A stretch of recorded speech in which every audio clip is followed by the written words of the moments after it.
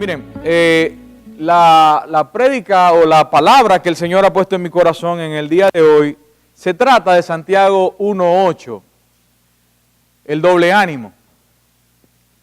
Y la palabra dice en Santiago 1:8, el hombre de doble ánimo es inconstante en todos sus caminos. El hombre de doble ánimo es inconstante en algunos caminos, en todos sus caminos. Quiere decir que es una naturaleza que hay en el hombre caído, en el hombre que está sin Dios. Pero estas palabras las dijo Santiago, y según lo que los que han estudiado, Santiago, el nombre real es Jacobo. Jacobo era el hermano de Jesús y es a quien se le atribuye la autoría de esta epístola. Aquí Santiago le está escribiendo no a personas que no han creído, no a personas comunes, está escribiéndole a personas que ya creyeron, a cristianos, a hijos de Dios, aquellos que han aceptado a Jesucristo como Señor y Salvador de su vida. Yo quiero hacer una pregunta. ¿Cuál es el gran mandamiento? No el primer mandamiento, sino ¿cuál es el primer gran mandamiento? Amarás al Señor tu Dios con toda tu. No. Es que, por favor, es un mandamiento. Esto no es una poesía coreada. Es algo que usted tiene que vivir, aprender. Usted tiene que respirar con ese mandamiento. Eso es el motivo de que usted está vivo. Amarás al Señor tu Dios, únicamente tu Dios, con todo tu, con ánimo, todo tú, con toda tu, y con todas tus. Como lo hago en Loma Linda, yo tengo que ponerle corazón, mente, alma y fuerza. Tienes que amar al Señor tu Dios con todo tu corazón, con toda tu alma y con todas tus fuerzas. Pero yo quiero que se queden con ese mandamiento. Entonces, arrancamos y vemos quiénes son los hombres de doble ánimo. Santiago 1:8, ya lo leímos. Siendo hombres de doble ánimo, inestables en todos sus caminos.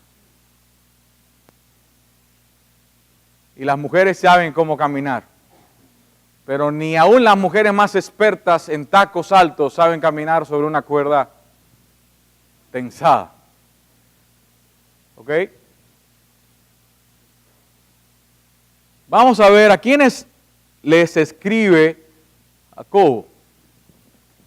La evidencia en el libro indica que se habían esparcido los judíos. En Hechos 8:1, por favor, busquemos Hechos 8:1, y dice, ¿qué ha pasado luego de que los apóstoles han recibido el Espíritu Santo, han salido a predicar? Pues se desata una gran persecución. Hechos 8:1, por favor. En aquel día se desató una gran persecución en contra de la iglesia en Jerusalén, y todos fueron esparcidos por las regiones de Judea y Samaria, excepto los apóstoles. Se desata una gran persecución. Usted sabe que la iglesia de Dios, los hijos de Dios, los que proclamamos la palabra de Dios, aunque aquí tengamos libertad, llegará el momento donde no podremos predicar con libertad. Entonces, vamos a tener estas mismas persecuciones que se describen en Hechos 8:1. Y es por esto que el Señor ponía en mi corazón, cuando estaba meditando en la palabra hace unas semanas atrás, sobre este tema. Yo no sabía que iba a ser tan rápido, que me iba a tocar subir, porque todavía no había pasado el susto de la última vez que subí. Hermano, no, aunque parezca una chanza, es real. Nosotros subimos con temor reverente. Y siempre le pido, Señor, te pido que uno, a quien tú has preparado para que escuche tu palabra, no vuelva atrás, sino que cumpla lo que tú has puesto para hoy.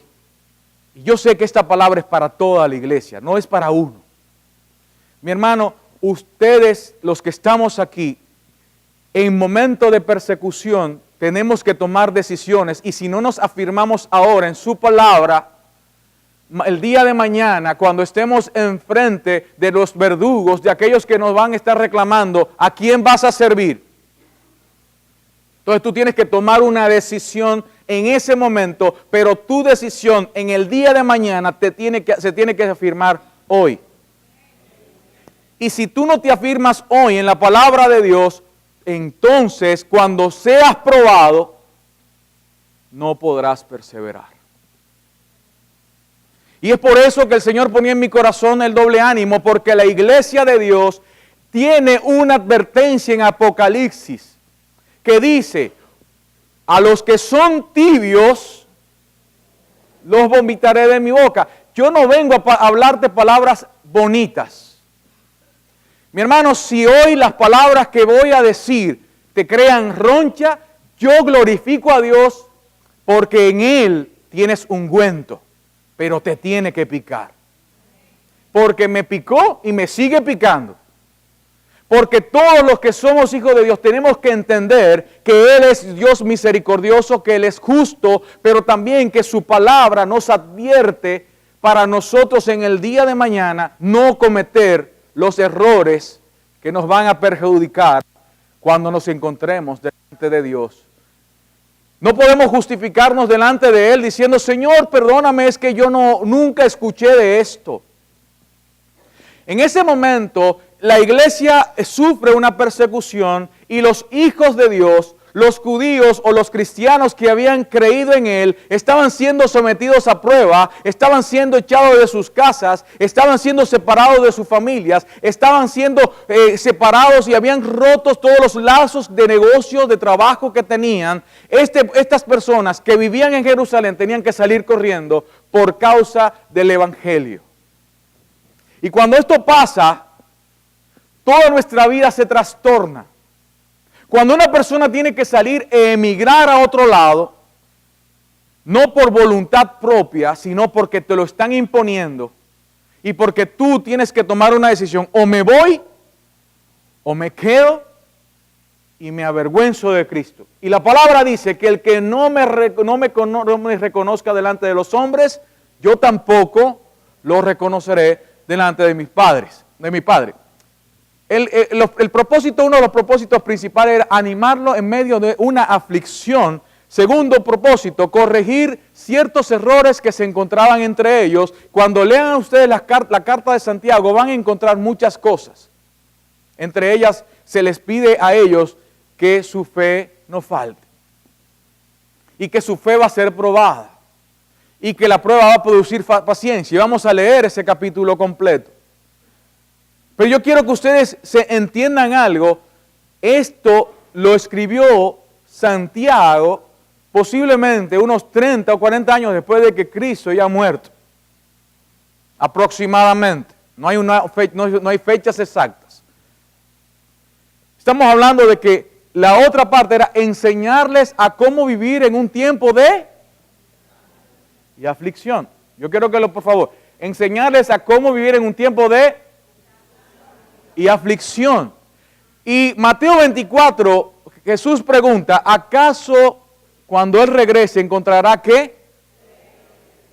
¿Qué produce el desánimo y la aflicción?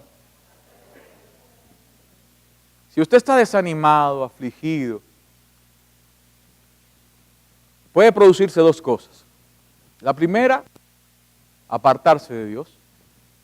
O la segunda, que su clamor, como el pueblo de Israel, cuando estaba siendo sometido por Faraón, dijo Jehová a Moisés: su clamor ha subido hasta mí.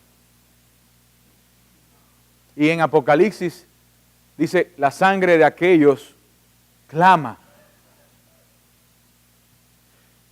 Usted puede tener una opción de en el momento de aflicción saber hacia dónde mirar, o hacia arriba o hacia mis circunstancias. Y ahí es que entra la persona con doble ánimo. Una persona de doble ánimo como lo vamos a ver más adelante, es una persona que es inconstante en qué? Gloria a Dios, estamos en esto. Se van a ir con ese versículo. ¿Qué quiere decir de doble ánimo?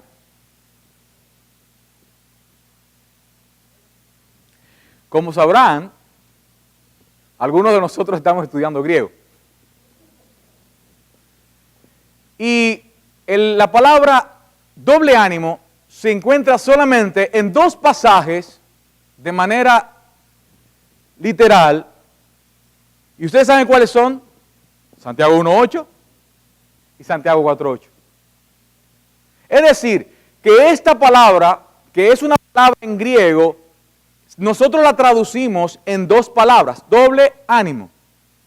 Y en griego, dishusos es la pronunciación, compuesto de dis o doble, doblado, pesus, alma, mente y corazón. Entonces, por lo que podemos traducir es doblemente o mente doble, alma dividida, corazón doblado. Amarás al Señor tu Dios con todo con toda tu alma. Y aquí te está diciendo que una persona de doble ánimo no puede cumplir el mandamiento de Dios.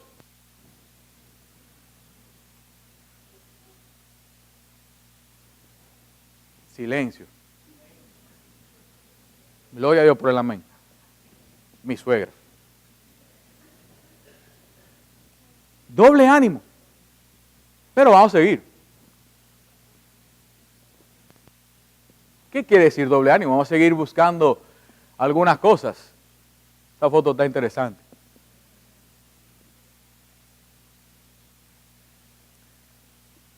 Yo leí en un comentario bíblico, dice Juan Carlos Ceballos, comentario bíblico, Mundo Hispano, en el tomo 23, Hebreos, habla sobre la epístola de Hebreos, epístola a Santiago y las primeras cartas de la primera y segunda Pedro y Judas. Y en ese comentario hace un análisis, yo tomé una porción de ahí, donde decía, así es el hombre de doble ánimo, alguien que tiene dos caras, que quiere asegurarse lo mejor de los dos mundos, que no quiere abandonar las cosas terrenales, pero tampoco puede asegurar las celestiales. Es una persona que está en el mundo, amando al mundo y queriendo amar a Dios. ¿Vamos entendiendo un poquito lo que quiere decir doble ánimo? Yo quiero que por favor vayan entendiendo y ojalá los jóvenes, yo no tengo mucha característica para hablarle a los jóvenes, pero no soy yo que voy a hablarles, es la palabra. Los jóvenes que están aquí, escuchen, una de las cosas más difíciles para todos los jóvenes es tomar una decisión real en su vida por Cristo. Porque hay características en el joven de que no sabe lo que quiere. Hay jóvenes que sí, desde pequeño tú sabes que tienen una determinación a hacer algo y se proponen hacer algo desde pequeño y cuando llegan a grande lo hacen. Pero ojalá nosotros pudiéramos como padre inculcarle a nuestros hijos que no haya un mayor deseo que agradar a Dios. Instruye al niño en su camino y que ¿de qué pasará? No se apartará de él. Sigamos entendiendo qué quiere decir doble ánimo, porque quizás no lo hemos entendido. Podemos decir, de doble ánimo es igual a doble alma, la una dirigida hacia Dios y la otra hacia otra cosa. Usted está en una disyuntiva. Las riquezas, bebida y eso, de esto que está esa fotico ahí. O el camino estrecho que lleva a salvación. Y está el hombre rascándose la cabeza. Pero usted dirá, pero es muy fácil tomar la decisión porque estamos viendo los finales, los puntos finales. Pero la palabra nos enseña que el hombre no conoce el fin de las cosas. El hombre que anda en el mundo no conoce el fin del pecado porque no conoce el pecado, no sabe que está en el pecado.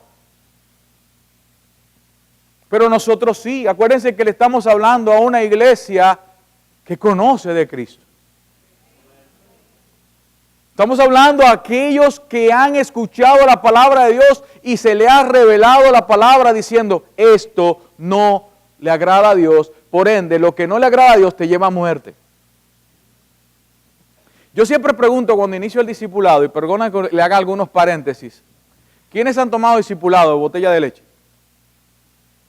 Oh, no voy a preguntar quiénes han tomado conmigo, pero los que han tomado botella de leche, se recuerdan que existe un tema que se llama ¿cómo? Y yo siempre hago la primera pregunta, ¿usted sabe lo que es pecado? ¿Usted sabe lo que es pecado? Todo el mundo empieza a decir lo que no le agrada a Dios. O sea, es una definición bastante acertada, no le agrada a Dios. Pero tú sabes que tú lo haces. Sí, yo lo hago. ¿Y tú sabes cuál es el fin del pecado? ¿Qué? La consecuencia del pecado es. Y si es muerte, ¿por qué lo hacemos?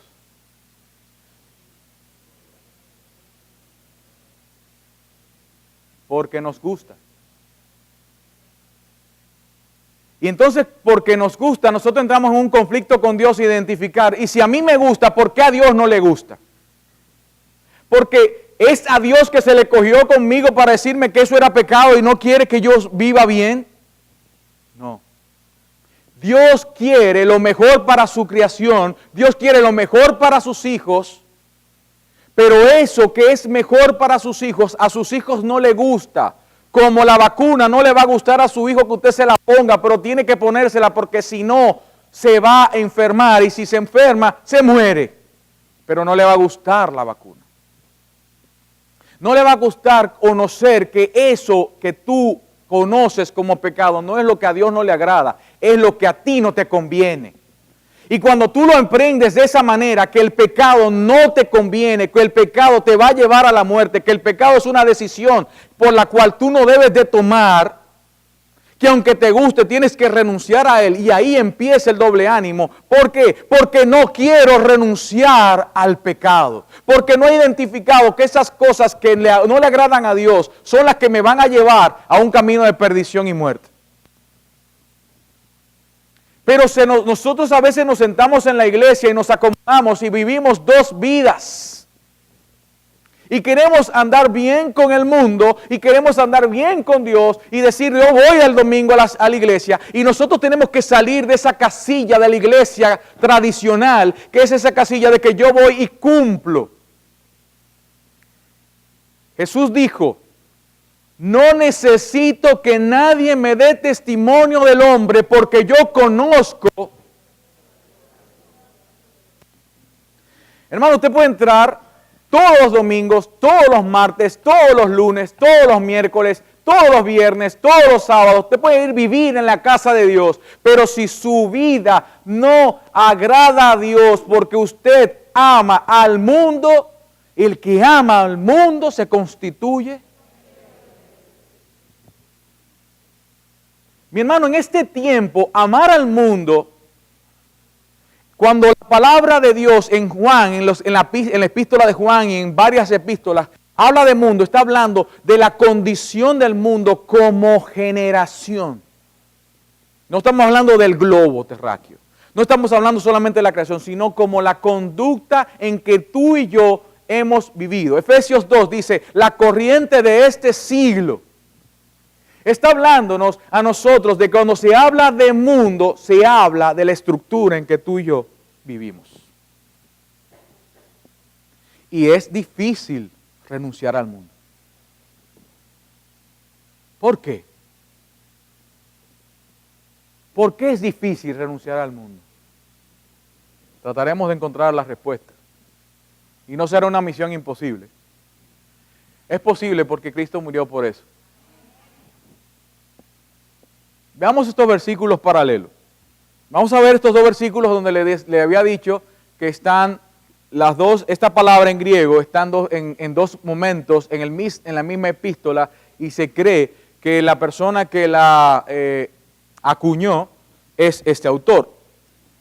Dice, siendo hombres de doble ánimo, inestable en todos tus caminos, y en Santiago 4:8 dice, acercaos a Dios, y Él se acercará a vosotros, limpiad vuestras manos, pecadores, y vosotros de doble ánimo, purificad ¿qué? Nos está invitando a que nosotros tenemos que purificar nuestro corazón.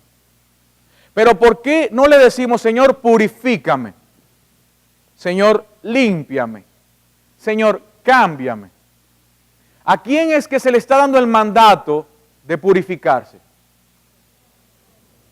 ¿Por qué? Porque es en nosotros que está la decisión a renunciar a aquello que ha contaminado nuestro corazón. Mi hermano, Dios no va a entrar en tu vida y va a cambiar porque Dios no opera así. Dios no habla y te mete un chip. Ahora tú vas a ser santo. No, tiene que haber un deseo, una voluntad tuya, renunciar a aquello que Dios dice no me gusta. Y esa decisión es la que te pone en la disyuntiva, ¿lo hago o no lo hago? Pero cuando no nos enfrentamos al pecado, cuando vemos estas palabras y queremos arrancar esas páginas de la Biblia y seguimos viniendo aquí a la iglesia y seguimos escuchando la palabra y nos sigue haciendo roncha, pero cuando llegamos a la casa, prendemos la televisión o llamamos a alguien o llegamos a un grupo y nos olvidamos de lo que escuchamos en la palabra y seguimos así, nos convertimos en tan insensibles que podemos estar sentados con cara de piedad y ser hipócritas. Y no le estoy hablando de la hipocresía visible, sino la hipocresía que hasta tú mismo te la crees. Lo peor para una persona es no saber que está mal. Lo peor para un ser humano es no identificarse que yo estoy bajo esa condición, bajo ese velo. Y quiere decir que aquel que se hace amigo del mundo se constituye en enemigo de Dios, pero no lo sabe. ¿Por qué? Vámonos a 1 Juan capítulo 5, versículo 19. Sabemos que somos de Dios y que todo el mundo yace bajo el poder de ¿qué? El mundo yace bajo el poder del maligno. Y si usted es amigo del mundo, ¿quién dirige su vida? Miren, hay versículos en la Biblia, ese sería uno que yo quisiera como que, bueno, hay que borrarlo. Juan 8:44 dice, el que dice mentira es hijo del padre de, y el padre de la mentira es. Entonces, si tú vives en mentira, dices mentira, haces mentira, vives en mentira, entonces tú eres hijo de... No lo digo yo. Adicional a que lo dice la palabra de Dios, que debe ya por ende, porque toda escritura es inspirada por Dios. Fue Jesús que lo dijo.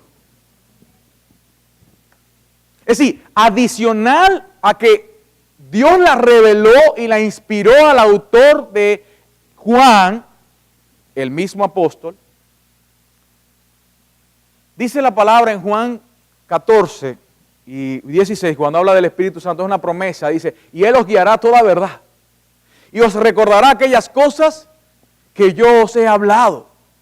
Aquí nos está diciendo que el Espíritu Santo inspiró a Juan a escribir la epístola de Juan, y puso en Juan 8:44, en un momento de discusión con los fariseos, ustedes no saben que son hijos de Satanás, porque él es el padre de la mentira. Y en muchos momentos Jesús llamó a los fariseos, a los hombres religiosos de su generación, hipócritas. Y Jesús le dijo al pueblo, hagan todo lo que ellos dicen, mas no hagan todo lo que ellos hacen. Porque ellos dicen sobre la palabra de Dios. Y el que anda según la palabra de Dios, anda bajo la voluntad de Dios. Pero el que no anda según lo que dice es un hipócrita. Y solo tú y Dios, que en este momento es Jesús el que está hablando, que es Dios, le está diciendo, ustedes son hipócritas. Mi hermano, y usted dice, ¿por qué Pablo está tomando este tema? ¿Y por qué no nos está hablando de algo bonito? Algo bonito es que tú y yo nos salvemos, mis hermanos. Algo precioso es que tú tomes una decisión y te digas, Señor, yo amo al mundo. Todavía el mundo tiene influencia sobre mí. Yo sigo bajo la corriente de este siglo.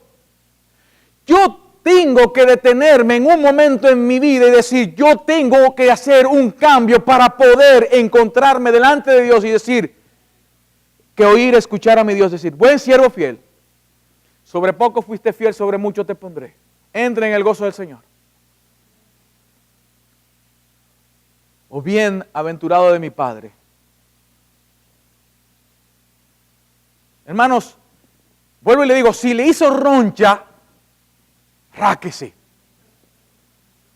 Es el momento de que nosotros tenemos que estar en esa encrucijada y decir, ¿qué hay en mi vida? ¿Usted sabe por qué la iglesia está vacía? Está lloviendo. Usted puede decir lo que usted quiere. Porque usted no está predicando la palabra de Dios. ¿A cuántos usted le ha hablado de Dios en estos días? No me levante la mano, no me diga que 5, que a 15. Usted y Dios. Pero ¿cuál es la mejor prédica?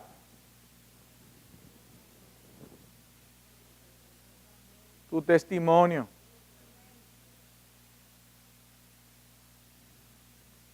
¿Estás reflejando lo que vives? Si no lo estás haciendo, te invito a encasillarte en un grupo que se llama Doble Ánimo. Y si te has encasillado en ese grupo es porque no quieres salir de ahí. Limpia tus manos y vuestro corazón, dice Santiago 4:8. Y ahora vamos a ver, yo creo que por aquí anda la cosa. ¿Quién es una persona doble ánimo? Una persona que no sabe lo que quiere y quiere estar bien con Dios y con la carne. Amigo del mundo, esta persona tiene su mente dividida entre su fe y el mundo, se inclina en dos direcciones distintas. Es un tibio. No. Miren, hermano, si a usted le dicen usted es un tibio,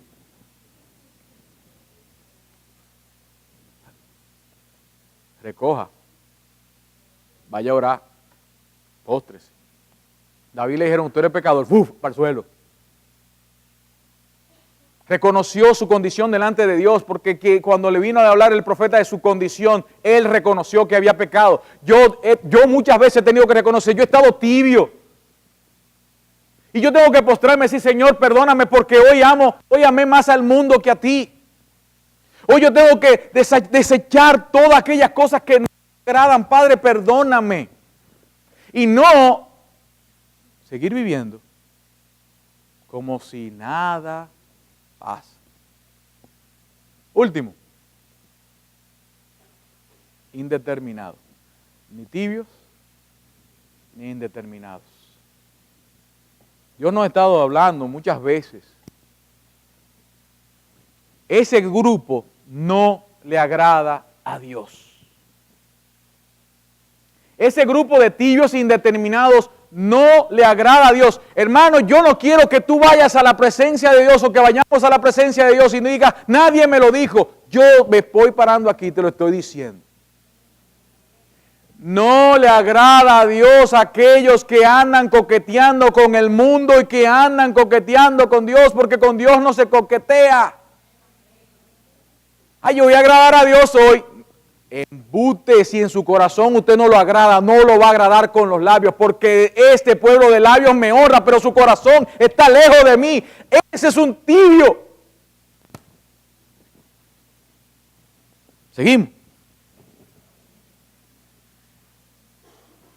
No se asusten, que ya se está acabando el tiempo.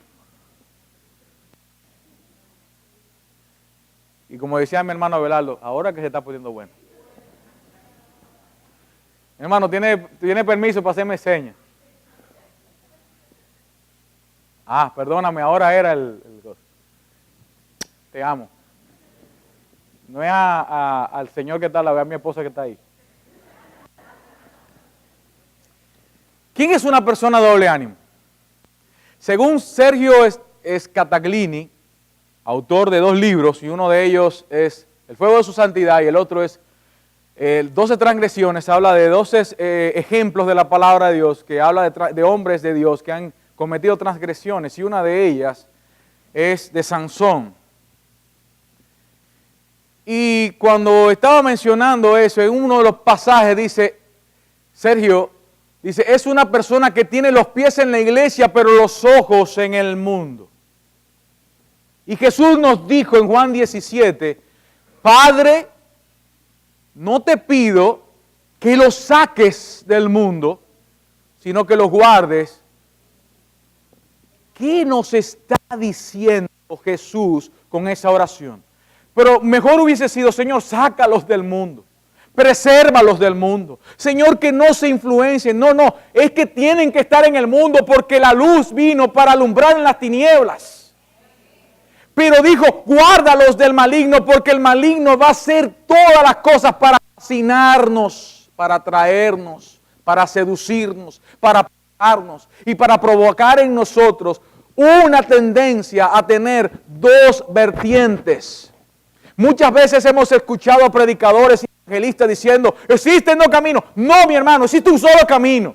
El otro camino no existe. Si hay una opción, es Cristo. Punto. ¿Quién es una persona de doble ánimo?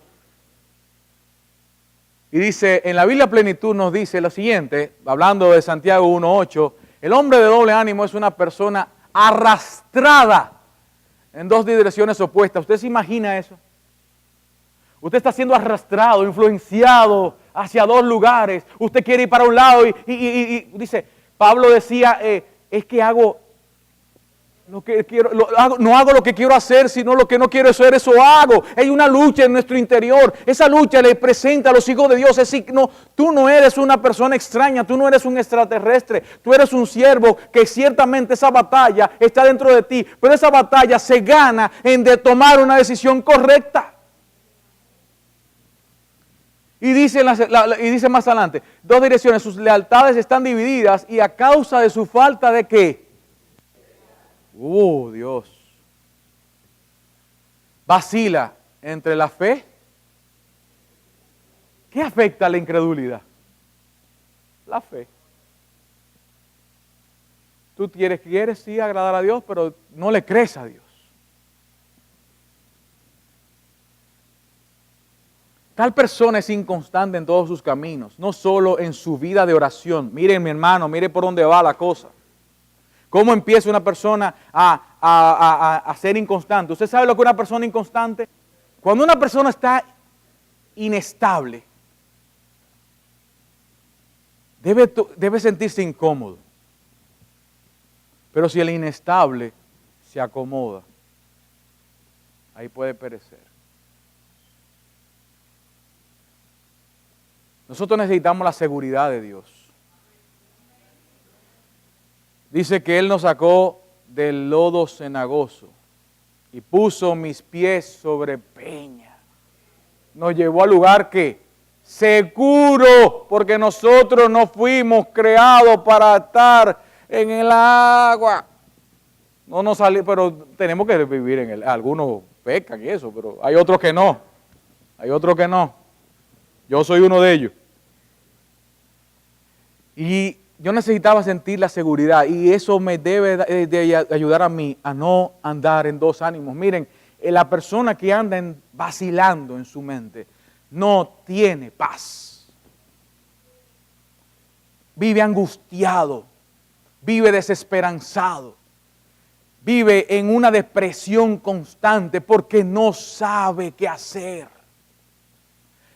Porque ni vive bien el pecado, ni vive bien en Dios. Entonces va a llegar un momento que tú decís, pero perdí mi vida irremisiblemente, ni disfruté. Siempre te vas a quedar en. Mire, hermano, usted sabe cuando usted está mal, y yo se lo voy a decir con todo el corazón y no se me sienta mal. Si usted es así, pues corríjalo, que está mal. Usted sabe cuando usted está mal, cuando su es contar su testimonio. Y usted dirá, oh, pero yo sé lo contrario. No, si usted cuenta, tú sabes cómo yo era. Hermano, estás disfrutando de la naturaleza. Estás trayendo a memoria lo que tú hacías y te deleitas en eso. En vez de decir, yo era eso, pero ya no más. Tú sabes, yo me doy unos tragos y unos humos. ¿Por qué no mejor decir, en Cristo yo soy más que vencedor? Yo tengo un deleite en Dios que se supera eso. Usted sabe qué es lo que cuando yo le digo a una persona que lo que yo hacía, yo no ni bebía ni nada de esas cosas. El que me conoce y me conoció en el mundo sabe que yo bailaba, lo anuncio. Pero encontré un deleite mayor en Dios que me superó todo deleite del mundo. Ya yo no tengo que decir lo que yo oía ni nada. Ya. Ahora yo te invito a que me pregunte cómo sustituí ese deleite. Encontré un mayor beneficio, un mayor gozo en Dios. En esta iglesia nosotros nunca hemos predicado. Está prohibido. Miren, si Orfa, la grabadora está en la cámara. Si Orfa me hubiese dicho a la cámara, porque ella lo va a ver ahorita, te prohíbo, 20 años no hubiese estado aquí. Porque Orfa sabe, y Dios sabe, que el que convence al hombre de pecado, ¿quién es? Y tú conoces a Dios por medio de la prédica de la palabra y el testimonio de esa mujer. Ella era una Biblia y fue y sigue siendo una Biblia abierta para todos los que hemos escuchado y hemos estado a sus pies escuchando su palabra. Porque no habla de ella, habla de Cristo y de su enamoramiento por Cristo. Y eso nos ha enamorado a nosotros. La alabanza y cómo ella ha vivido. Mi hermana, te amamos. Seguimos. Para que ya no seamos como niños sacudidos por las olas, llevados de aquí para allá. ¿Por qué? Por vientos de doctrina. La doctrina no es solamente la religión, hermano. Las doctrinas son costumbres aprendidas, acciones aprendidas, doctrinas por la astucia también de los hombres, por las artimañas engañosas del error. ¿Usted se acuerda que estaban arrastrándose? Usted se deja llevar por esa doctrina engañosa. Usted se deja llevar. Estamos terminando, hermanos. Denme unos minuticos.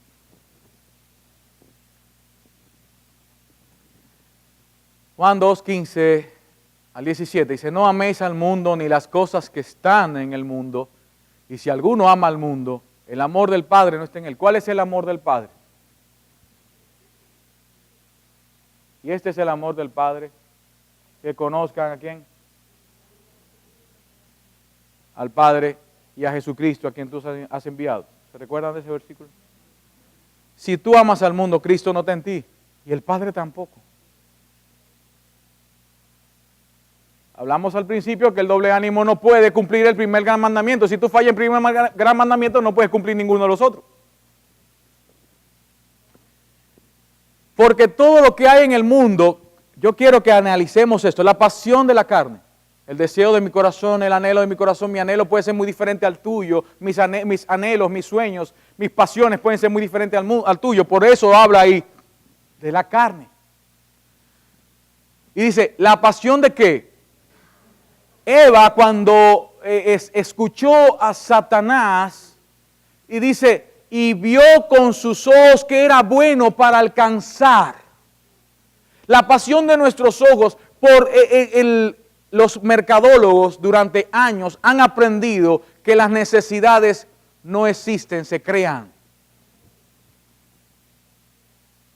A ustedes le crean una necesidad para satisfacerse en lo que ellos van a suplir. El diablo ha diseñado estrategias durante años para mantenernos atados, sujetos a estas pasiones de los ojos.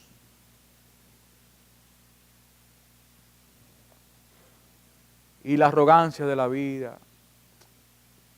Salmo 73, y yo veía que los ricos prosperaban y hacían cosas, pero no los ricos buenos, sino los ricos impíos. Porque te voy a decir una cosa, todos los que estamos aquí somos ricos. Y hemos prosperado. Y yo no estoy hablando de riqueza material.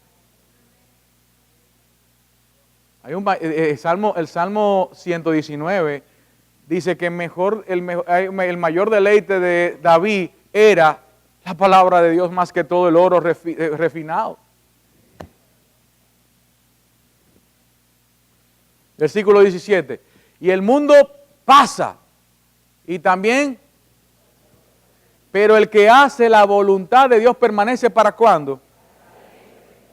No lo digo yo, lo dice la palabra. Mire, mi hermano, cuando yo vi ese versículo dije, ahí que está la cosa.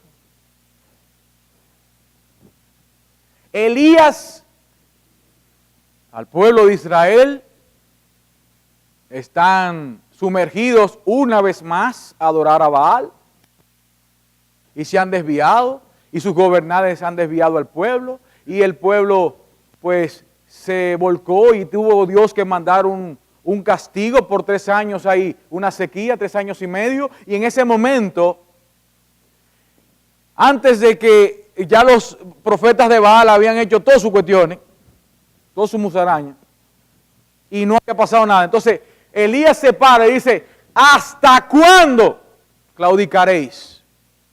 ¿Hasta cuándo seráis inconstantes o seremos inconstantes? ¿Hasta cuándo vamos a vacilar entre Baal o Dios? ¿Hasta cuándo vamos a estar luchando con nuestra carne? ¿Hasta cuándo? ¿Hasta que nos encontremos con Cristo? Es tiempo de someter nuestra carne.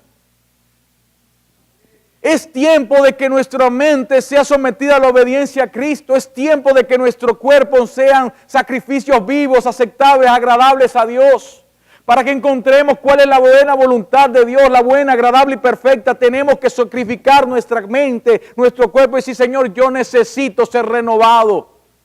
Pero para ser renovado yo tengo que entender que ha habido una lucha dentro de mí que quiere otra cosa. Entonces ahí ese profeta dice, ¿hasta cuándo claudicaréis? ¿Hasta cuándo van a vacilar? ¿Hasta cuándo ustedes van a estar diciendo, bueno, un pie aquí, un pie allá? Los pies en la iglesia, la vista en el mundo. ¿Hasta cuándo? Hermanos, Betel y toda la iglesia de Dios tiene que tomar una decisión en su vida y decir, ya, hasta hoy. Y llegará el día que yo le pueda dar el testimonio que ustedes están viendo de que yo estoy perdiendo peso, pero cuando llegue a la meta le voy a dar el testimonio más profundo. Pero todo empieza con una decisión. Y la decisión tiene que llevar una perseverancia. Y usted le tiene que sumar oración, entrega, dominio propio y decir, Señor, hoy quiero luchar contra mis deseos. Hoy, no mañana, yo no sé mañana, hoy, ahora. Usted quiere vencer la batalla, no piense en la batalla grande, piense en la batalla chiquita, porque las batallas grandes se ganan con batallas pequeñas. Ay, yo me voy a enfrentar mañana a 10,000 gente. No, es contra ese que usted viene que pelear ahora. Contra su león, contra su oso, luego usted pelea contra el gigante y luego se levantarán 10,000 a su derecha y 1,000 a su izquierda y todos caerán porque Dios está contigo. Si Jehová es Dios, síguele. Y si tu deseo es más profundo que Dios, sigue tu deseo.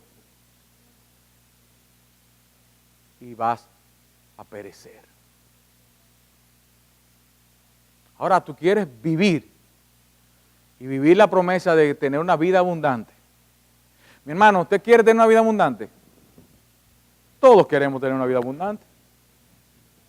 ¿Y usted sabe por qué no la vive? Vivimos claudicando. El rostro suyo refleja a Cristo. O usted vive en una lucha constante en su corazón. Y si vive una lucha constante en su corazón, Pablo dijo, pero ¿qué dijo al final? He peleado la Es decir, que esa batalla que tenía en su interior, la ganó.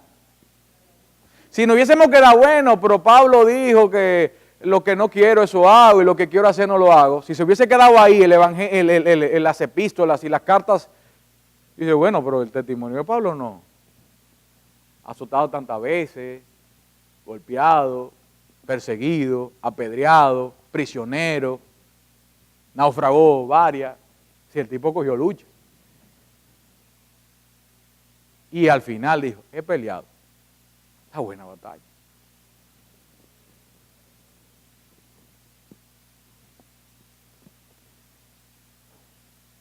Yo mandé eso hace días a los que tienen redes sociales. Le pregunté, pónganme un nombre a eso.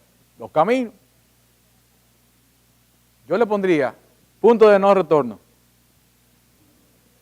El punto decisivo. Para muchos puede decir la duda. Para otros puede decir la indecisión. Pero aquel que en su corazón ha tomado la decisión es el punto decisivo de que ya no voy a andar en dos caminos. Miren, mi hermano, cuando yo leí capítulo 2, yo dije, no, esto no puede ser. Tened por sumo gozo.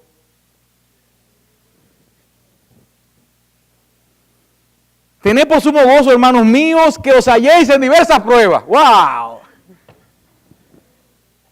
Usted sabe que, Señor, estoy en prueba. Y no una, diversas pruebas. Pero no está diciendo, sé hipócrita y ríete de la prueba, no. Sino deleítate porque aquel que junto con la prueba te está dando la salida. Aquel que en la prueba no entra solo, sino que va contigo. Porque aquellos que iban a entrar en el horno de fuego sabían que si perecían, perecieron. Pero si Dios los salvaba, los salvaba. Y Dios los salvó. Y dice que ni los cabellos olían a fuego. Y los que veían hacia adentro no vieron a 3, vieron a 4.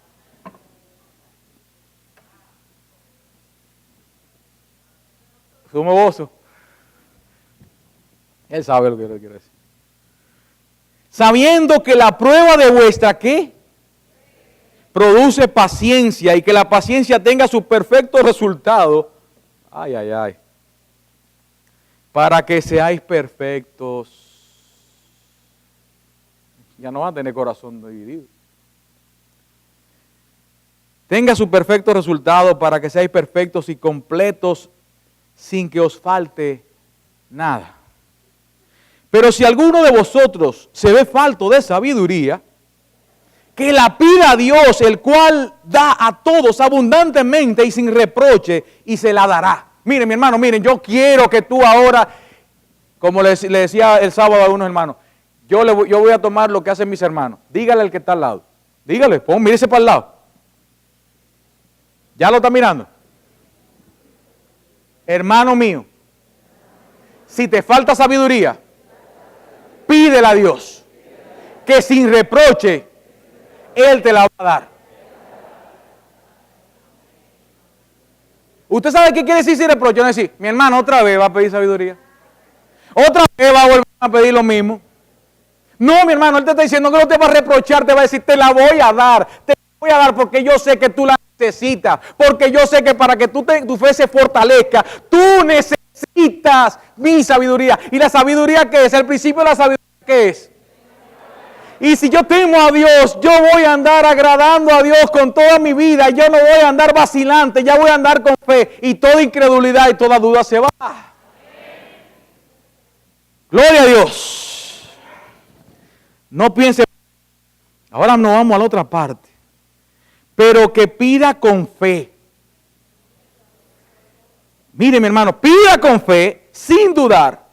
Porque el que duda es semejante a la ola del mar,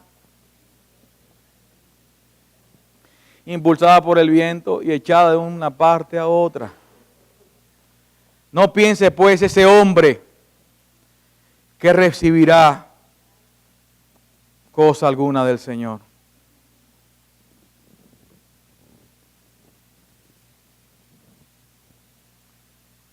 Fe,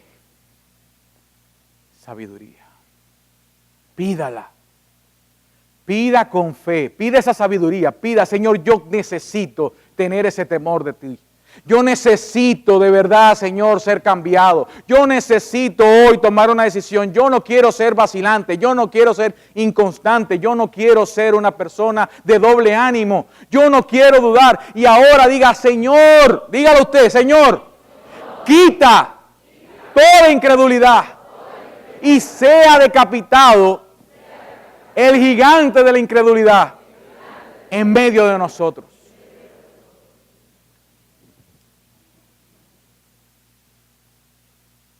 Hermanos, bienaventurado el hombre que persevera bajo la prueba, porque una vez que ha sido aprobado recibirá la corona de vida que el Señor ha prometido a los que le aman.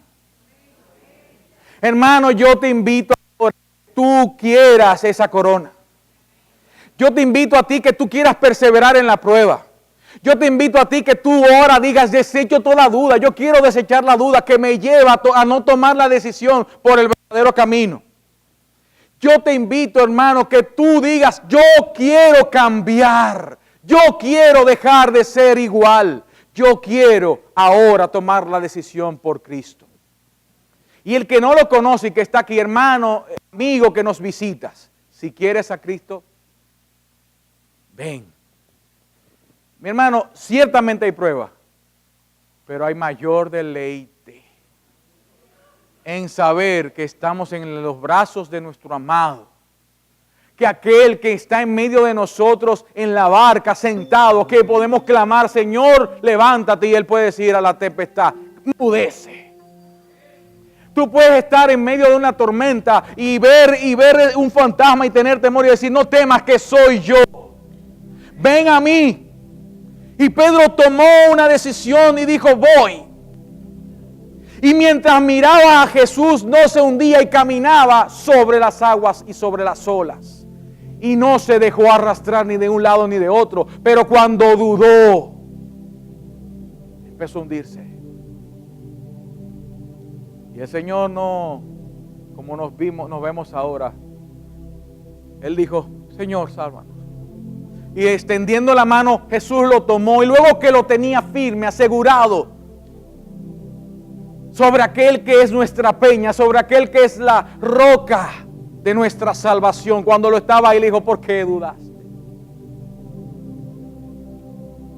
No le reprochó, le enseñó que la duda le hace hundirse.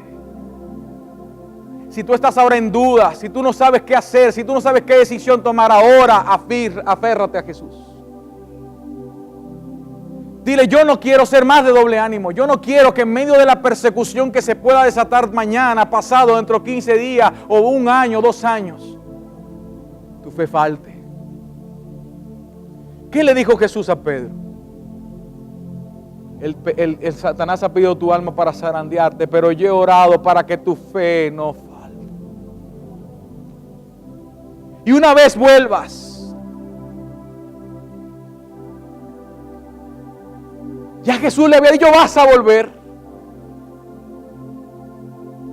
Jesús le dijo, yo he orado para que tu fe no falte. Ahora yo estoy orando para que su fe, la fe de cada uno de nosotros no falte. ¿Tú quieres esa fe? Pídela y Él te la dará sin reproche. Cierra tus ojos, mi hermano.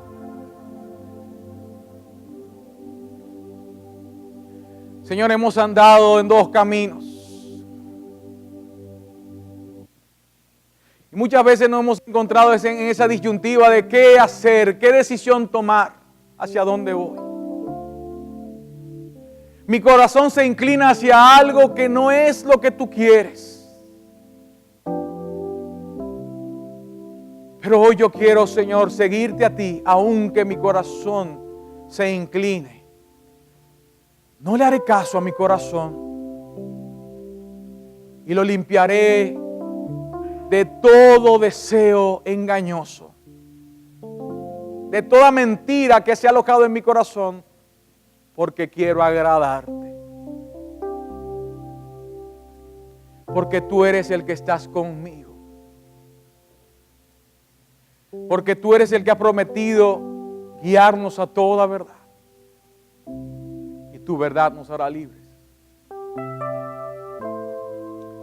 Porque tú has dicho que hay una bienaventuranza en aquel que persevera en ti.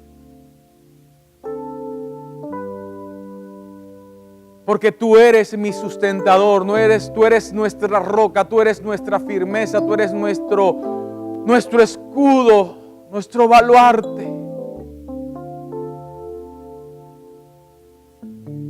Señor, en este momento sí hay personas aquí enfrentando un momento de indecisión en su vida, que han vivido en una angustia, en una vida triste, amargada, porque no vive ni en Cristo, ni vive fuera de. Yo ahora pido, Señor, para que tú hables a su corazón. Para que tú, Señor, ahora toques esa vida, toques cada vida, Señor, que está en ese punto de no retorno. Porque dice tu palabra, que el que viene a ti, tú no lo desechas. Señor, ahora en el nombre de Padre, para que tú quites todo desánimo, toda doblez de corazón, todo corazón dividido, toda mente dividida de nosotros, y nos hagas hombres íntegros en todo lo que hacemos en nuestra vida, en nuestro andar, en nuestro pensar, en nuestro hablar, en nuestro actuar. Y que el único anhelo y deseo sea agradarte. Bendigo a cada vida, Señor, y oro, Padre, para que tu fe no falte. Y como dice tu palabra,